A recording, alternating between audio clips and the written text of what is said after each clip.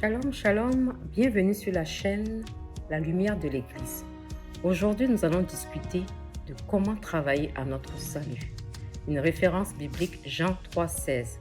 Car Dieu a tant aimé le monde qu'il a donné son Fils unique, afin que quiconque croit en lui ne périsse point, mais qu'il ait la vie éternelle. Éphésiens 2, versets 8 à 9. Car c'est par la grâce que nous sommes sauvés, par le moyen de la foi. Et cela ne vient pas de nous, c'est le don de Dieu. Ce n'est point par les œuvres, afin que personne ne se glorifie. Regardons une courte définition du salut. Le salut est présenté dans la Bible comme un don gratuit, reçu par la foi en Jésus-Christ et non par les œuvres humaines. 3 actions concrètes que nous pouvons poser. Se repentir de nos péchés. On parle d'une repentance sincère. La repentance implique un regret sincère du péché et un désir de se détourner de ce dernier. Croire en Jésus-Christ comme notre Seigneur et Sauveur. Confesser sa foi en faisant une déclaration verbale comme l'indique Romains 10, versets 9 à 10. Si tu reconnais de ta bouche que Jésus est Seigneur, et si tu crois dans ton cœur que Dieu l'a ressuscité des morts, tu seras sauvé. 3 signes concrets. Nous devenons une nouvelle créature. La personne, le croyant, est attaché à Dieu. Il s'intéresse plus aux choses spirituelles. Il va se nourrir de la parole. Il a une soif de la parole. Sa force intérieure est visible. Plus confiant face aux défis quotidiens, à condition qu'on augmente notre consécration. Une référence biblique nous dit dans Job 2, verset 21, toujours dans le second, « Attache-toi à Dieu et tu auras la paix. Tu jouiras ainsi du bonheur. » 3 batailles qui s'opposent à notre salut.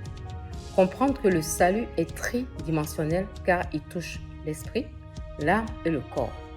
Le premier niveau du salut est instantané après la déclaration de foi du croyant.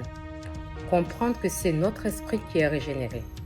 Le croyant doit prendre conscience qu'il a un travail à faire avec son âme et son corps qui travaillent, mais qui ne sont pas encore transformés à ce stade, mais qui le seront au fur et à mesure qu'on s'imprègne de la parole biblique, qu'on la médite et on la met en pratique dans notre vie de tous les jours. Notre âme non régénérée va s'opposer à notre esprit jusqu'à ce que le croyant, petit à petit, par la méditation de la parole, la lecture de la Bible, l'écoute de prédications par les hommes oints de Dieu, enseignant la révélation de la parole qui produit la vie, la parole rima et non la parole récitation des passages bibliques. L'accroissement de la vie de l'esprit fera en sorte que notre esprit va se vivifier. Il prendra le contrôle sur notre âme, nos émotions et nos pensées au fur et à mesure que notre homme intérieur s'accroît. Notre âme va prendre de moins en moins d'espace, ce qui va se produire par une maîtrise plus grande de nos émotions et désirs charnels. C'est un processus qui se fait avec la participation active du croyant. Il n'y a aucune croissance de la vie en esprit sans cette collaboration constante de se nourrir de la parole, de la méditer, de la mettre en pratique et aspirer aux valeurs du royaume. Participer pleinement à la vie divine, c'est ça, travailler à notre salut, comme le dit 2 Pierre, versets 1 à 4. Nous allons finir par une courte prière.